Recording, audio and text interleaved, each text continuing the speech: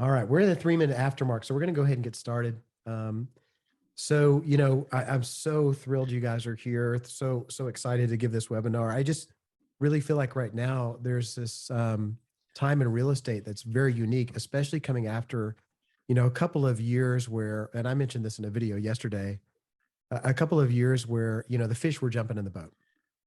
And right now the fish aren't jumping in the boat. You're gonna have to have some strategy. You're gonna have to be able to fish and use the right bait and cast correctly, right, to land that fish. And some of you guys, just like Shelly that I was talking to on this call, are having really great success. One of the interesting things, though, is there's just this disparity right now between those who are winning in real estate and those who are not. We're going to talk about that in some of the upcoming conversation, but it's just a very interesting sort of, we're in this post-COVID world in real estate. So we're going to talk about all of that stuff. And before we get into that, I just want to kind of give you a brief background and bio. So by the way, for you guys that don't know me, we have some of our some friends in here and some longtime realtors and people that I've known a lot in the business. And just make sure we get everybody in here. So my name's Brandon. First and foremost, I'm very proud to be a Marine Corps veteran.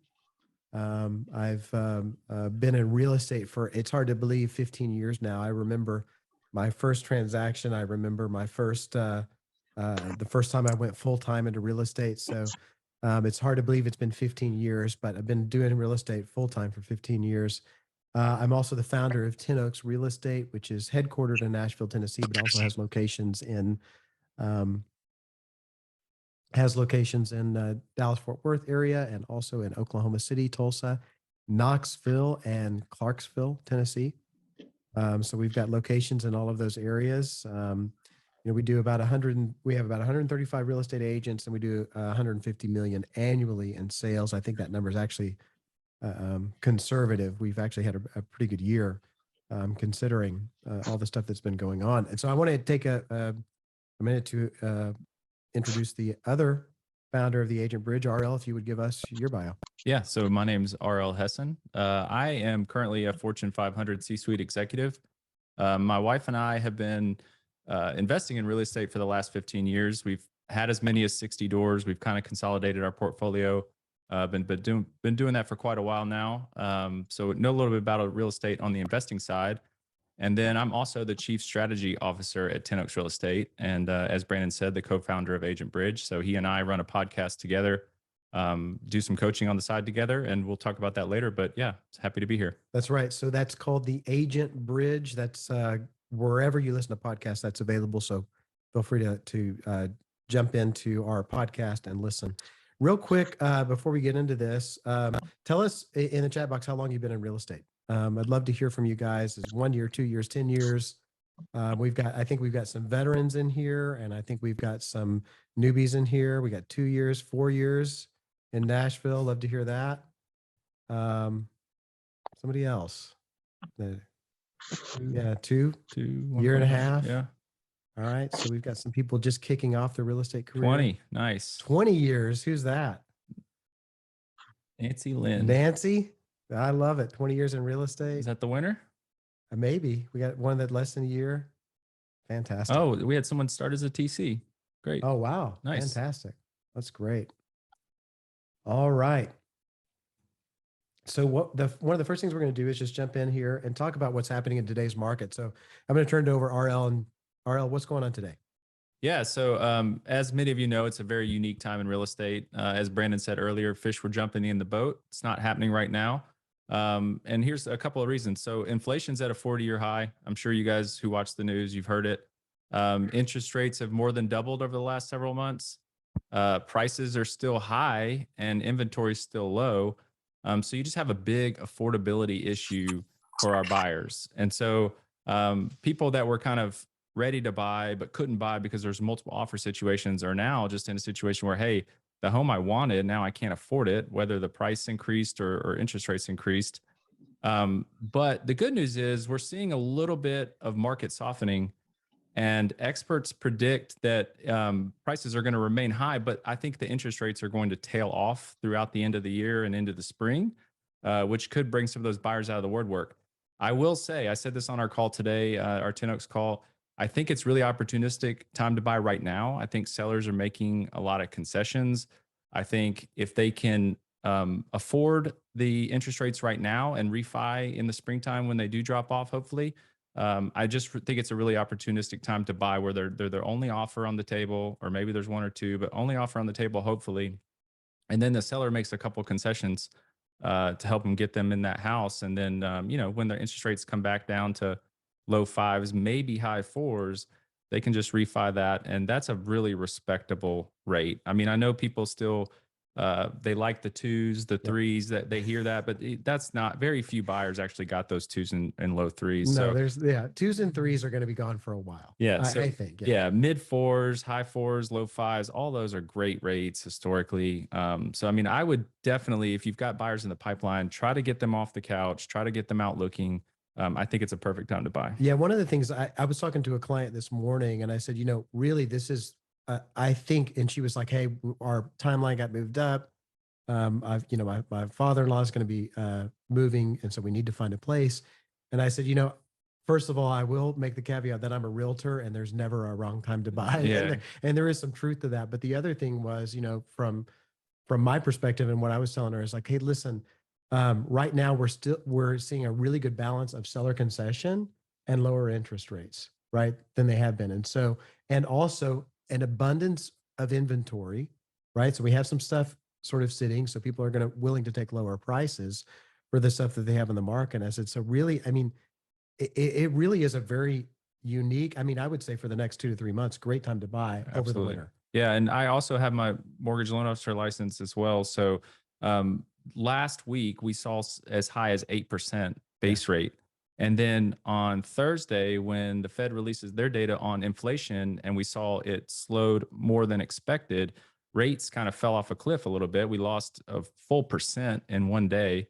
So that's great news. And they'll remain elevated, I think, through the holidays, but I think you will see them start to slowly decline into the springtime. Yep. And that's, you might hear people say, well, I'm just going to wait until they decline. Well, then you're going to be dealing with a lot of people who wanted to buy right now and couldn't, and they're coming back out of the woodwork to try to buy in the spring. So like Brandon just said, like I said before, it's just very opportunistic right now. I think it's a good opportunity for a lot of people. But by the way, I want to call, is there somebody that says they've been doing real estate for 40 years? Is that right? Frank Greer. 40 years. Holy smokes. That's amazing. He should be teaching this class. He's been doing real estate as long as you've been alive. Yeah. All right. So one of the things that I really want to make sure people understand as they're going into this market is having the right mindset and understanding. And so what we don't want to do is like put our heads in the sand.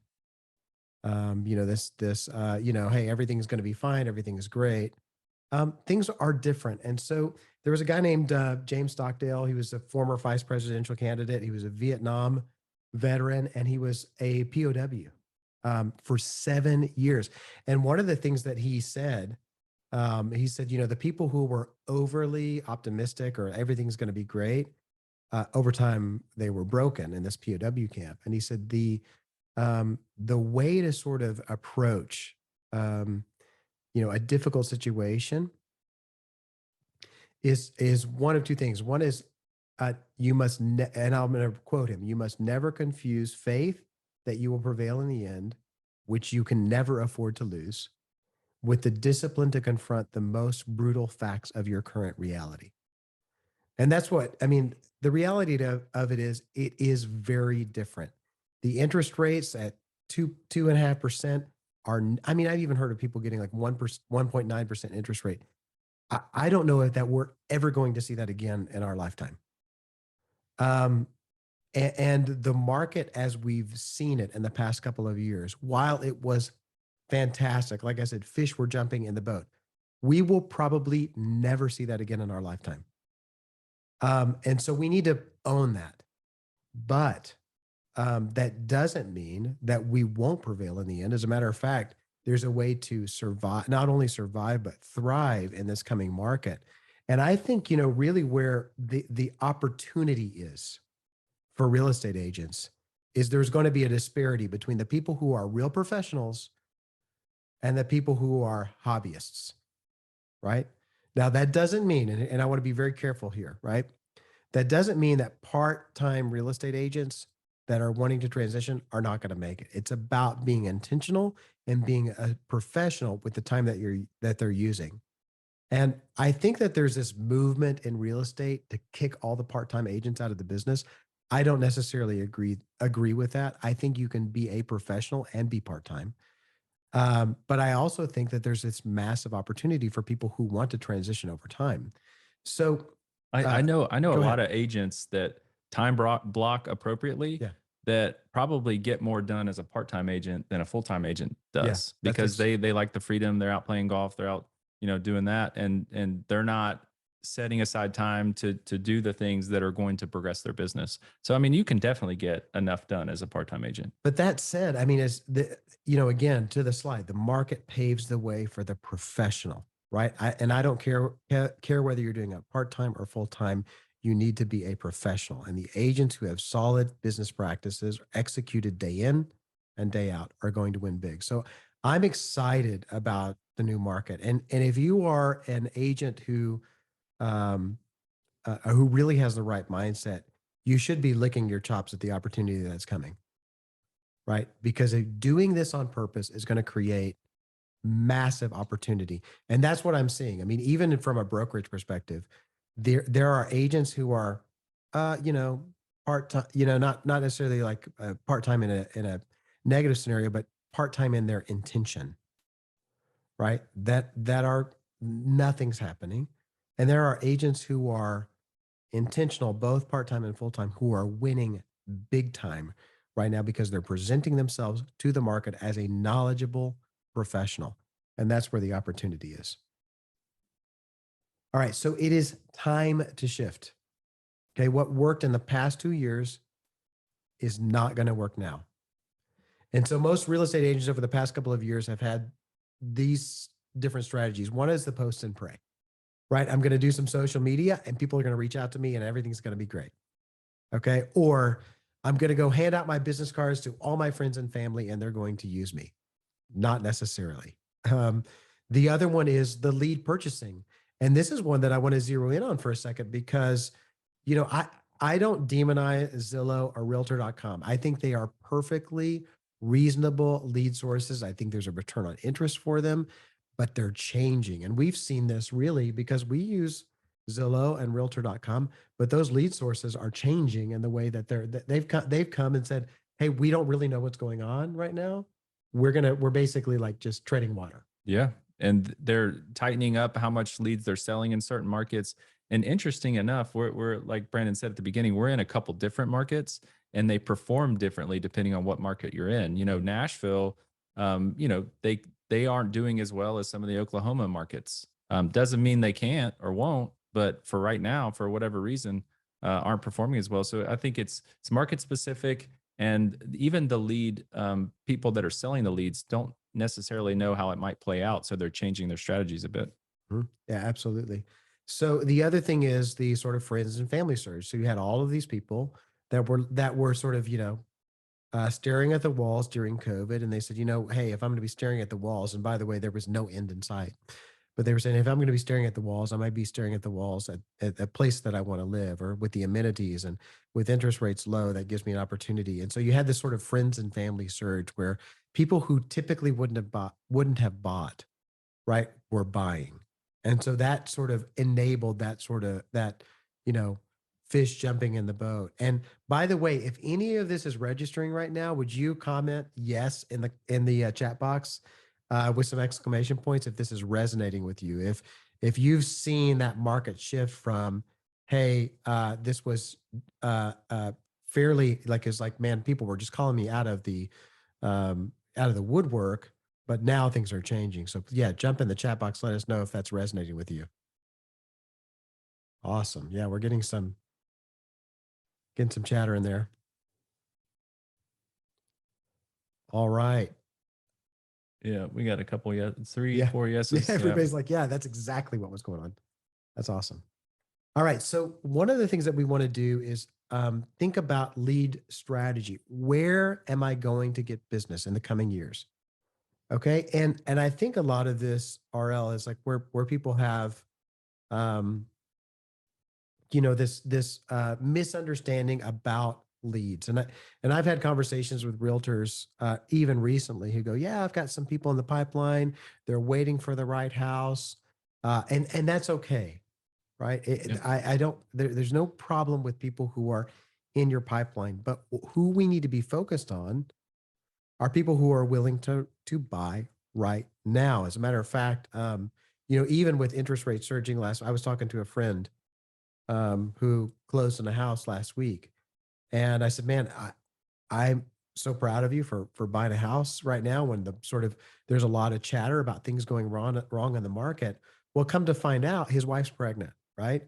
And so there's a have to scenario, right? What we call a transactional scenario that's causing people to buy and or sell, right? One of the clients that I talked to this morning, their father-in-law is aging, and so he's needing to move to live with them, and so there's a have to scenario. So I just wanted to categorize the different types of leads and where you need to be focused. One is, and so we talk about lead sources in three different. And by the way, if you kind of like look at these from an acronym, it's ART, A-R-T. Okay, there's the aspirational lead sources, which people who need to buy, or most of the leads that are going to come to you through internet sources, and in a lot of conversations are aspirational leads, right? These are people who, put their name and number, they're looking at houses, every single night, they're interested, but they're not committed. They don't have a life event that's causing them to move. And so these aspirational lead sources, which by the way, people categorize as like, oh, I got leads coming in, but they're not ready to buy right now. Their average time frame is about 12 months. Okay. So do we need to be focused on them? No. Does that mean we need to ignore them? Not at all. But it means that we need to spend the appropriate amount of time with aspirational lead sources. Okay. People who have just expressed interest. Okay. The second one is the research buyer, right? The research buyer are the people that are 6 to 12 months out. And I just to kind of decipher the language that they're using. Hey, Johnny needs to be in such and such school system. He's turning 5 next year. Or my We lease is about to expire. Yeah, my lease is about to expire. Um, uh, Job movement, right? I'm getting relocated. So those are about the 6 to 12 month buyers. Okay. Do we need to give them attention? Absolutely. But we don't need to spend the majority of our time there. Where we need to spend the majority of our time right now is the transactional lead sources, and those are 0 to 6 months. And what I call are those people who are transactional or have to buy. Okay. And we just gave two examples of that where it's like, hey, we got an aging father-in-law that needs to be somewhere. Or we're getting ready to have a baby. So these are people who have to buy right now. They don't really have any other option. And that's where you need to focus most of your time and attention is getting in touch with those people. And where are you going to find them? One of them is for sell by owners. Those people have a sign in the yard. They have a timeline that they need to sell in. Another one, expired. It's people who had their house actively on the market, but for whatever reason aren't able to sell it. Open houses, man, I can't even tell you how much good. One of the things. So as the founder of Ten Oaks, we're real big on open houses with our real estate agents, and the agents that are doing open houses right now are getting a flood of people with intention to buy. So you've got to be in places in which to catch them, but you have to do them the right way. And the other way is intentional marketing. And this is where a lot of realtors get this wrong. Instead of showcasing you as a real estate agent, you want to showcase businesses in your area, because what people think is like, I'm going to just keep telling people what I do and all my closings and all my it's what I call like realtor bragging, and it's massively disingenuous, right? If you agree with me, give me a thumbs up or say yes in the chat box. Nobody likes that what do they call it? Humble bragging. right? Where I'm like, I'm just talking about me and how great I am. Instead of that, I want you guys to start talking about how great other businesses are, what other businesses are doing in your area, what other individuals are doing in your area, and celebrate them. And that's how you become the mayor in your town. And guess what? Here's the organic part of it. You go out and celebrate somebody else's business. What are they going to do? They're going to refer business back to you. Referrals are the key. And that's why you want to do intentional networking as the mayor of your town. You need to know people, talk to people. You need to know the owners of these businesses. You need to know the wait staff. You need to know the bartenders, the baristas at the coffee shop, and celebrate them and what they do, which is going to give you business. Okay. All right. So the other part of this, did you have anything to say on that, by the Yeah, way? I just Ariel? wanted to say on open houses, I'm on 4 kind of morning calls in our brokerage, and every single one of them mentioned something about getting an interested buyer in an open house this weekend. Yeah. Every single one of them. Yeah. It was 2 to 3 different team calls, and then the overall brokerage call. Every single one of them mentioned open houses. If you're not doing open houses, if you think open houses are dead, they're not. No. They're a great way to meet people. They're a great way to get interested buyers. And at the same time, we have people that are listing for sell by owners all the time. And so those are working as well. So I think the thing that, again, on open houses, I think largely because there are a lot of real estate agents out there that would say, well, open houses are a waste of time. You're not going to sell a house on an open house. I completely disagree that they're a waste of time. Yes, I'm not going to change the percentage of houses that sell on open houses, which is less than 10%.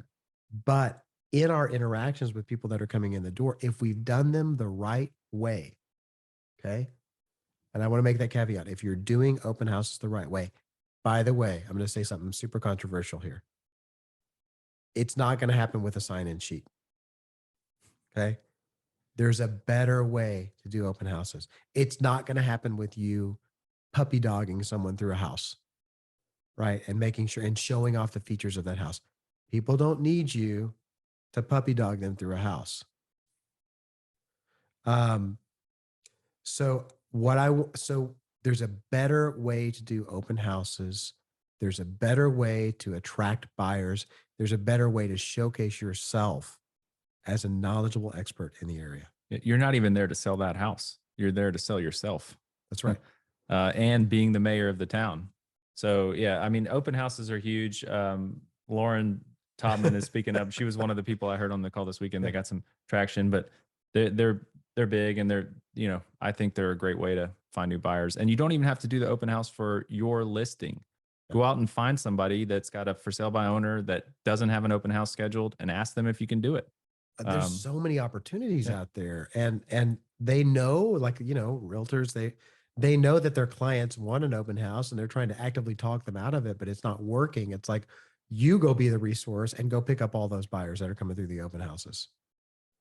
So I think is a unique opportunity. And again, this is where you separate or differentiate yourself from amateur to professional, right? Am I doing this as a hobby or am I doing it with intention? And professionals, and no offense to you guys that might disagree, but professionals are doing open houses because it is the highest return of your time during the course of the week. That is a store for you to showcase your business. Okay. All right. All right. So one of the other things that we're going to talk about is, hey, what does this look like on a day and weekly basis? I'm going to turn it over to you, RL. Yeah. So what does a day or a week look like for a new agent or existing agent? So I think the most important thing is to start with your goals and aspirations, figure out what those are. If you don't know a lot about setting goals, we've got a podcast on it at the Agent Bridge. So go to theagentbridge.com/podcast, dig up the one on goals and aspirations, start there, and then figure out what activities are going to lead you to produce the desired result that you're looking for. So that's where I would start. If you have a question about goal setting, either one of us are available. Brandon Baca at theagentbridge.com or Arl Hessen at theagentbridge.com. We'd be happy to help you get started. So that's number one. And then once you've got those goals set, do the important things first. And for us as agents, that's prospecting and lead generation. So what do I mean by do it first? I mean, do it in the morning and do it at the beginning of the week, preferably the entire week, but definitely knock it out at the beginning of the week and always do it first thing in the morning. Get it done. It's your most important thing to keep that pipeline filled. So always focus on that. And then Brandon just talked about this when he stole number 3 from me. But focus on transactional leads. Don't focus your time on those research buyers or aspirational buyers. And hey, look, if your pipeline's filled with aspirational buyers or research buyers, that's okay. But you keep working those FISBOs, you keep working those open houses, you will get some transactional buyers to fill your pipe, and then focus your time on them. Can I interject something here on understanding your role as a realtor? And you guys that are experienced, you can back me up on this. All right. There are 3 hats you wear as a real estate agent. Okay. Number 1, and the most important, is the hat of getting new business development, lead generation. That's where you need to have focused, and that's where wherever the highest energy part of your day is, needs to be focused on generating new business. Hey, you guys that are experienced, give me a yes in the chat box. But listen, you've got to focus on getting people to use you, right? So where are you putting your energy? The second hat that you need to wear, where a lot of realtors get crossways, they think that this is the job and it's not the job. It's part of it. And I don't want to like lessen it, but it's the customer service role. Okay. The customer service is, hey, showings, writing offers, negotiations, so on and so forth. Okay. So customer service, is it important? Absolutely. But is it the most important part or where you need to spend the majority of your energy? No. Okay. So when you're waking up in the morning, I know you've got stuff to do. I know you got a lender to talk to. I know you've got a title company to arrange with, right? But that's not where you need to be spending the bulk of your energy. You need to spend the bulk of your energy on generating new business. Those are the first things, the things he just mentioned, like meeting with the title company or talking to schedule a time with the title company. Those are all the first things we tell you to delegate as you progress your career. That's right. You're delegating the showings, you're delegating the paperwork, you're delegating all that to a TC. Someone started as a TC. All these things get delegated. The lead generation part, it doesn't. Like, you're always working on that. So just make sure that when you start your business, when you start your week, when you start your day, you knock those things out because they're the most important. Yeah, that's absolutely right. So I'll turn it back over to you. Yeah. So the next thing is just schedule your time in blocks and stick to the blocks. So let's say that, lead generation, not everybody's a morning person, but let's say lead generation for you is 8 to 11. Block that out on your calendar, and there will be no showings. There will be no vendor meetings. There will be no title company calls. There'll be none of that during that time. That time is for you. That time is set aside to do your lead generation. And, also put your personal stuff on the calendar. Everything that you have to do should go on the calendar. If it's not on the calendar, and I'll talk about that in the next point, if it's not on your calendar, it's not going to get done. So if you don't block the time, if you don't set it aside, if you allow other things to creep in, that's when lead generation goes to the wayside, and that's when you get in trouble. So time block, use a calendar, put everything on the calendar, and make sure that if you want it to get done, if it's important, then it goes on the calendar. You've got to be a master time steward, right? If you're going to do this the right way. So it's not that you can, again, back to our previous point, it's not that you can't do this part-time, but you have to be a steward of your time, whether you're full-time or whether you're part-time. You need to block time to do the things that matter. And, time management, it transcends real estate.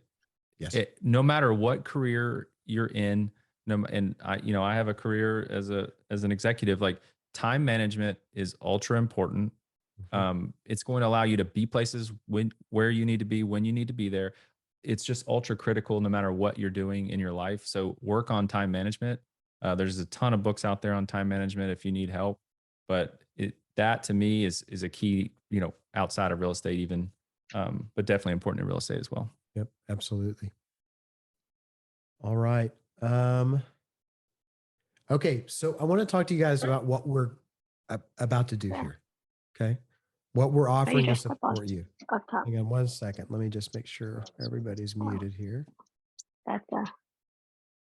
We had somebody that came off mute. 1 second. I think we fixed it. Yep.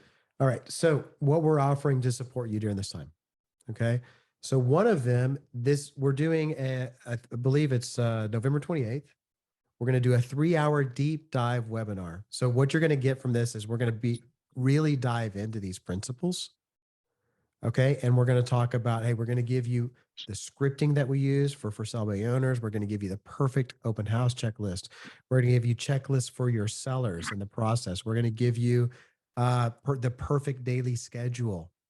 We're going to give you a professional social media marketing plan. All that's going to be available for $299. We're going to do 3 hours on the 28th. In your email inbox coming up, you're going to see this. I highly encourage you to sign up for that if you're ready to launch your business in the next year for 2023. So again, that's going to be a really fantastic offering. You're going to get a ton of content, a ton of resources. That's coming up. By the way, that's going to be in your email inbox shortly. The links to sign up for that. The other thing that we're going to offer to support you, right? And this is for somebody who wants to revolutionize their business. Okay. This is the path to 6-figure income in real estate every year, regardless of the market. And I'm really excited about this offering. So we're going to do a 10-week deep dive into your business. We're going to take these principles and break them down a week at a time. And this is from somebody who's a 15-year real estate veteran who owns 3 real estate brokerages, operates in 5 cities, and also a former C-suite executive, Fortune 500 company. We're going to give you the whole roadmap to create success and revolutionize your business to be successful. So there's going to be a weekly 90-minute mastermind and a follow-up 45-minute coach check-in. There's going to be the Agent Bridge 6-figure playbook. Everything that we're talking about um, broken down into detail that you can reference over and over again. That's going to be a 6-figure playbook. And that's going to kick off December 7th. And I know it's December and I know Christmas is coming up, but I'm telling you, if you want to revolutionize your year and be in have a fantastic 6-figure plus year in 2023, the return on investment is incredible, right? So we're offering it for $24.95 one time or $9.99 a month over 3 months. Again, that will be in your inbox shortly. And what I'll tell you, if this is something you're interested in, I want you to take action on it immediately, because what happens when we get into these sort of mindsets and we go, all right, maybe this is something that I want to do, or I'm excited about this. And then what happens is your brain starts kicking off excuses for why you can't do this, or why it's not the right time, or maybe I'll check in later, or maybe I'll do this the next time this comes around. And I learned this from a mentor. The time that to take action on something is when you are at your highest emotional state. That's when and all the junk is out of the way. Don't let that negativity in your brain creep in. Right. So if either of these things are something that you want to do, please, I encourage you to jump in and do them. Again, they're going to be in your email inbox shortly. And I encourage you, we'd love to see you guys get into those classes and get into our Agent Bridge program. Now, I'd love to turn it over for Q&A for a minute.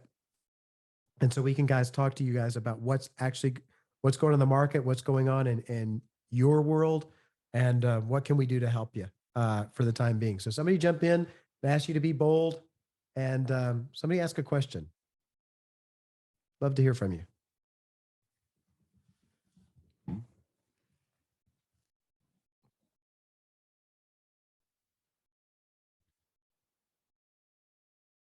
Okay, we got to have somebody.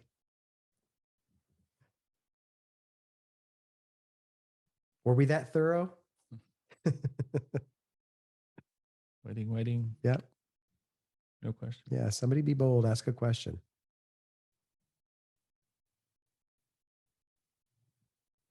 All right, going once. Going twice. Oh, a couple.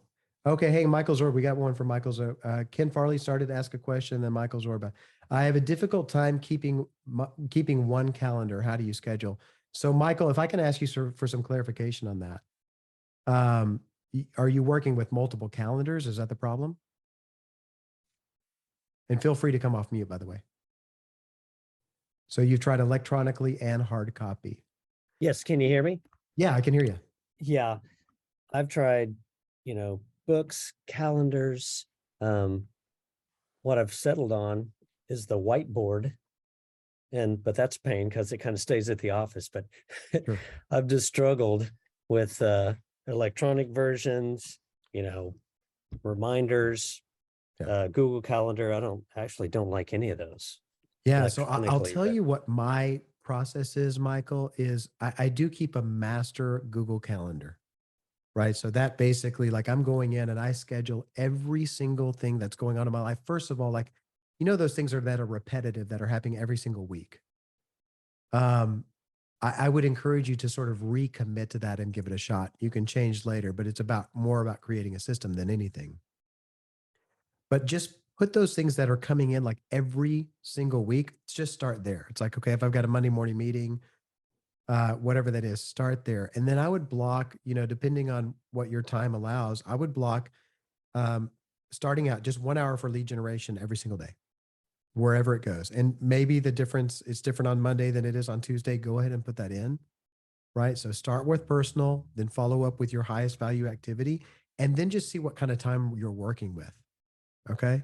So that's the sort of electronic version, but I second that, which I have a daily personal planner. It's called the Full Focus Planner. You can find that at fullfocus.co. And I'm reconnecting in paper with my electronic calendar every single day. So I'll even go back and write it down because there's something that happens from pen to paper mentally. So I'll go ahead and write it down. So I just reconnect with my calendar every day. And that's, for me, has been extremely helpful. And by the way, I've got tons of meetings, I've got tons of stuff, but the other thing is redirecting people to your calendar to set appointments. So one of the things that people do that really, they're like, yeah, I think I can do that. I don't say yes to anything until one of two things happens. One is, hey, and I'll say, shoot me an email with the times you're available. Or two, and this is what's great about a Google Calendar, is you can set up a Calendly account. So Calendly account's like what, $15 a month? If that, If might, that. might be eight or $9. Yeah, it's like $8 or $9 a month. And so if somebody wants to schedule an appointment with me, I go, hey, go to my Calendly link and find a time that's convenient for you. And what will happen is if they go to my Google Calendar, it won't give them times that are already blocked off. It'll only give them the times that I'm available. So that allows, it just gives you a lot of freedom instead of, and what I find with realtors is they double book themselves a lot. And then all of a sudden they're going crazy. And so I would say, yeah, Google Calendar first, then have a sort of daily planner that you reconnect with and use a Calendly link, right? So that people who, especially like vendors, right? Because how many times we get calls from vendors or somebody wants to meet with us about a lead generation source and we might be genuinely interested. But if I just say, yeah, next Thursday is great, then it's, I'm going to miss it. It's never going to happen. It's better to have them schedule with you on your Calendly. Did Yeah. you say anything to that? Yeah, I would just say my C-suite job is a CIO, so I'm a tech guy. So I less on paper, more on technology. But I have a calendar for that job. I have a calendar for Ten Oaks. I have a calendar for mortgage. I have a personal calendar. I use an application called Calendar Bridge, and it syncs all of those calendars onto one calendar. So and that's the calendar I share with Calendly, the app he was just describing, so that all of those calendars are merged into one singular calendar, and I can look at my day and say, and they're color coded to what is happening at that particular moment and what free time do I have. Yeah. And so those are a couple of applications we use. I know you said you didn't like Google Calendar. I would give it a shot using some of those tools and see if you can't figure out a way that works for you. I mean, typically those two are the ones that we recommend. Yeah. Does that answer your question, Michael? Yeah, that does. I mean, up until now, I kind of considered it a big sin to have multiple calendars. So you do one electronic and one hard copy. I think that would probably work for me, but then I also have to sync it with my whiteboard here on the wall. That just seemed like so I might waste of eliminate, time. Yeah, I might eliminate the whiteboard, and that's fine if you want to like write some things. But I would just work with your paper planner. That paper planner needs to be your second brain, and everything that happens in your life goes on that paper planner. So let's move on to a couple other questions. So Don Dahl asks if we'll cover SEO strategies. Yep, we're going to cover paid lead sources in the program, in that 10-week program. So it's absolutely something that this is where RL's expertise, basically being a CIO for a Fortune 500 company, um, data management, SEO strategy. So that's absolutely going to be Yeah, absolutely. We can cover that. And, in that 10-week course, we can kind of go a lot of different directions. Like if there are things that pop up that a lot of people are interested in doing, like SEO, we can spend, a little bit of time on that. We're going to have 10 weeks, 90 minutes a week. So we'll have plenty of time to cover stuff like that. So Delsa asks, what do you think is the most productive way to obtain clients? Delsa, so I think it's the focus on those transactional lead sources. And you have to stop waiting for business to come to you. You have to go to the places where business is and offer a service to them. And typically what we see for people who employ our strategies, we're landing between 10 and 16% on our free lead sources, which um, and we'll give you the strategies for those in those masterminds, but um, 10 to 16%. So that means for every 10 you go to visit, you're going to at least get one listing or contract out of it. And if you were to pay for those, they would be thousands of dollars a month. And we're going to give you that, basically the plan and the program as a part of our 10-week course. And also, which I highly encourage the 10-week course. If you're going to get the scripting and the paperwork, just the difference is we're going to take a deep dive and we're going to handle each of you guys on an individual basis. By the way, there are only 10 slots available for that. So if it's something you want to do, please jump in. And we're offering that as typically it's a $10,000 program. This is our sort of founders program. So we're offering it at that discounted rate. So jump in there. Rachel asks, what does an hour of lead generation look like to you? What are some actionable steps that you take during that hour? Do you want to answer that? Yeah, I mean, I think it's making calls, number one. So we talked about a couple strategies. So there's a way to hop on Zillow to look at people that are for selling by owner. I think those are some great calls to make to start out the day. I think you can, Brandon mentioned a couple others, expireds, look at expired listings, start making those calls.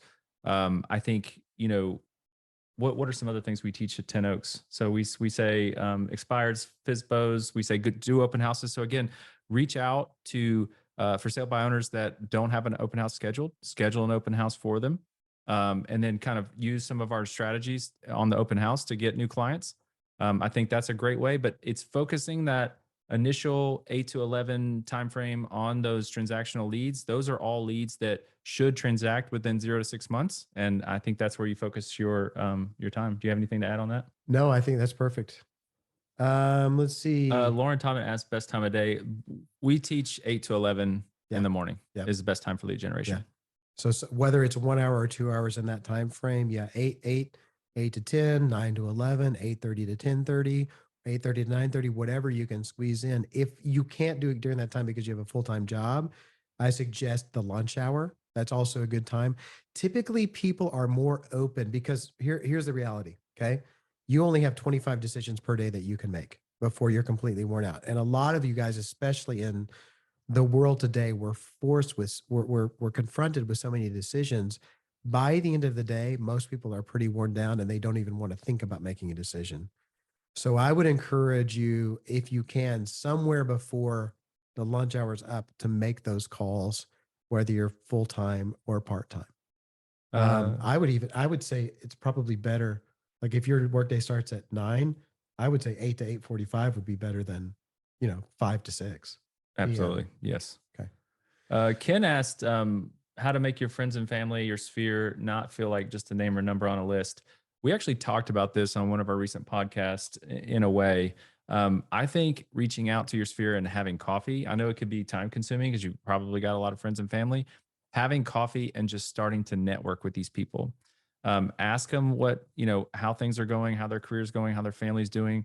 And the rest of it generally comes up in conversation, right? So they'll generally ask you, how are things going with you? Well, I'm in real estate. I had a crazy couple of years. Now things have kind of slowed down. And then you can kind of work those things into a conversation so it doesn't look so scripted.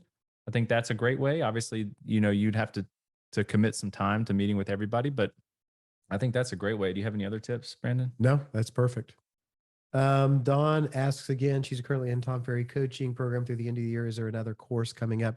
Dawn, there is another course coming up. This first one is going to be the cheaper pricing. After that, it's going to go up quite a bit. So if you do go ahead and lock in the pricing now, we'll give you access to the next one. So what I don't want to do is like tie you down from a bandwidth perspective if you're doing coaching right now, but I will go ahead and give you the pricing and admission to the next one around if you go ahead and sign up now. So, yep. And then also Don says Vulcan 7 has FSBOs and expired listings as well. Also great for farming. Yes, I agree. The only thing that I would challenge with Vulcan 7 is sometimes the information can be a little outdated, where a place like Zillow is probably going to have more fresh information for sell by owners. So not to say that that's not to knock Vulcan 7. We use Vulcan 7. Yeah. So it's definitely a great lead source, but I like to use Zillow as a source for sell by owners first. Yeah, going back, I mean, it looks like that's the end of our questions. Going back briefly to Ken's about the coffee and networking. And to me, that's just a great way to continue to expand your sphere, because you're going to find out things they're doing or people they're hanging out with.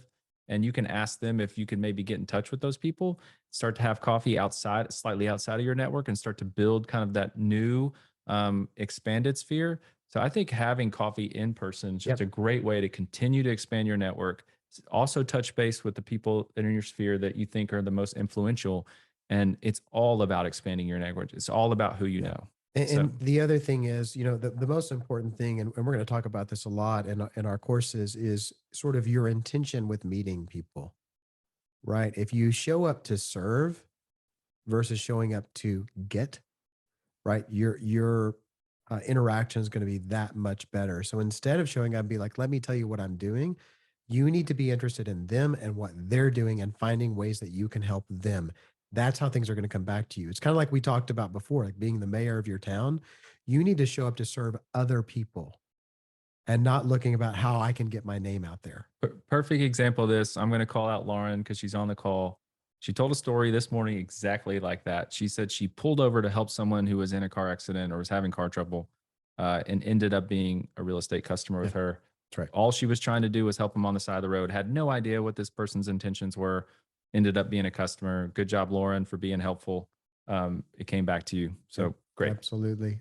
Scott Davis asks, is it okay or good to host an open house on back-to-back days, like do one on Saturday and Sunday? Absolutely. Yeah. That's your highest, again, return on your time from a monetary perspective. I'll tell you a quick story, Scott. So forgive me for if there's anybody who's heard this story before, but when I was first getting started in real estate, I was doing open houses on Sunday, and every single Sunday, by the way, which there are other things, for someone who has 6 children like I do, there are lots of things that happen on Sundays. Birthday parties happen on Sundays. You know, I mean, there's all of these sort of social events that happen. And my wife says, well, do you have to do one every single Sunday? And by the way, this is in like 2010, 2011. And I said, well, I don't have to. Let me I said, I want to see how I'm doing on open houses. So I went to run numbers, and I was averaging one buyer every 2 open houses, which equated to about $1,500 a week on open houses in Oklahoma City in that time frame. So that was, basically, $3,000 a month or $700 an hour on Sunday from 2 to 4. And so I was like, when I told her that, she goes, no, you need to keep doing open houses. Yeah. So if you can expand that, it's still, I mean, in today's market, it's going to pay a lot more per hour than that if you're doing it right. So I think it's the highest from if you're going to do nothing else in real estate, I would encourage you to do open houses the right way and become an expert. And I've seen realtors, some of my most successful realtors just became experts at open houses and cashed in. All right, guys, we are about at the end of time. I just want to say thank you for being here. Thank you. Would you just give me a thumbs up or say yes if this helped you at all? And just, we're so grateful for you guys taking the time to be here with us today. We're so thankful for, we know you guys are all busy. So we'd love to see you in one of those classes coming up. The email should be in your inbox now, or if it's not, it'll be there shortly. Check your spam if it's not there. Guys, have a great rest of your week. Go out and get them. Thanks, everyone. Thanks, guys.